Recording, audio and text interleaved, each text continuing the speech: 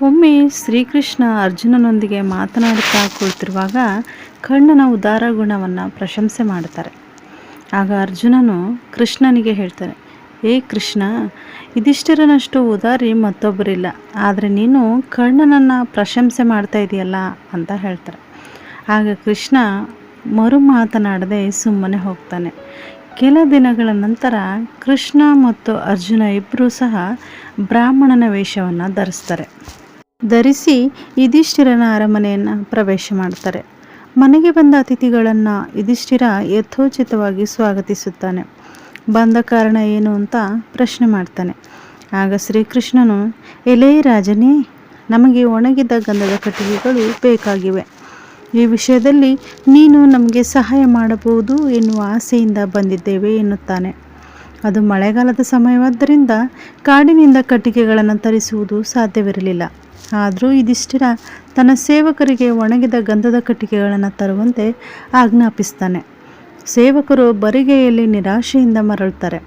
ಆಗ ಯುಧಿಷ್ಠಿರ ಬ್ರಾಹ್ಮಣರಿಗೆ ವಿನಯಪೂರ್ವಕವಾಗಿ, ಈಗ ಮಳೆಗಾಲವಾದ್ದರಿಂದ ಎಲ್ಲಿಯೂ ಸಹ ಒಣಗಿದ ಚಂದನ ಸಿಗುತ್ತಿಲ್ಲ.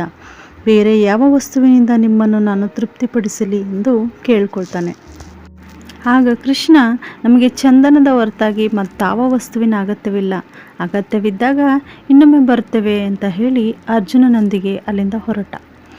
ಅಲ್ಲಿಂದ ನೇರವಾಗಿ ಕರ್ಣನ ರಾಜಭವನವನ್ನು ಅವರು ಪ್ರವೇಶ ಮಾಡ್ತಾರೆ.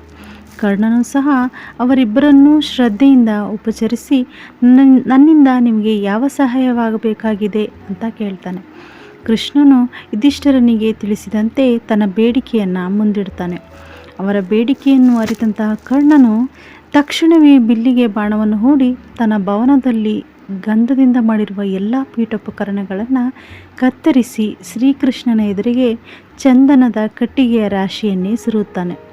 ಆಗ ಕೃಷ್ಣನು, ಎಲೇ ರಾಜನೇ, ಯಾಕೆ ನೀನು ಈ ಅಮೂಲ್ಯವಾದ ವಸ್ತುಗಳನ್ನೆಲ್ಲ ನಾಶ ಮಾಡಿದೆ ಎಂದು ಪ್ರಶ್ನೆ ಮಾಡ್ತಾನೆ. ಕರ್ಣನು, ವಿಪ್ರೋತ್ತಮರೇ, ಈಗ ಮಳೆಗಾಲವಾದ್ದರಿಂದ ನಿಮ್ಮ ಬೇಡಿಕೆಯಾದ ಒಣಗಿದ ಚಂದನವನ್ನು ತರಿಸುವುದು ಸಾಧ್ಯವಾಗುವುದು. ಬೇರೆ ದಾರಿ ಕಾಣದೆ ಈ ವಸ್ತುಗಳನ್ನೇ ಕತ್ತರಿಸಿದೆ. ಇವುಗಳ ನಷ್ಟದಿಂದ ನನಗೇನೂ ದುಃಖ ಇಲ್ಲ. ಇದನ್ನು ನಾನು ಇನ್ನೊಮ್ಮೆ ಮಾಡಿಸಬಹುದು. ಆದರೆ ಬಂದ ಅತಿಥಿಗಳನ್ನು ಬರಿಗೈಯಲ್ಲಿ ಕಳಿಸುವುದು ನನಗೆ ದುಃಖದ ವಿಷಯ ಅಂತ ಉತ್ತರಿಸ್ತಾನೆ. ಕಟ್ಟಿಗೆಯನ್ನು ತನ್ನ ಸೇವಕರೊಂದಿಗೆ ಕಳುಹಿಸುವ ವ್ಯವಸ್ಥೆಯನ್ನು ಸಹ ಮಾಡ್ತಾನೆ. ಅರ್ಜುನನಿಗೆ ಕರ್ಣನ ಉದಾರತೆಯನ್ನು ಕಣ್ಣಾರೆ ನೋಡಿ ಕೊಂಡಾಡ್ತಾನೆ.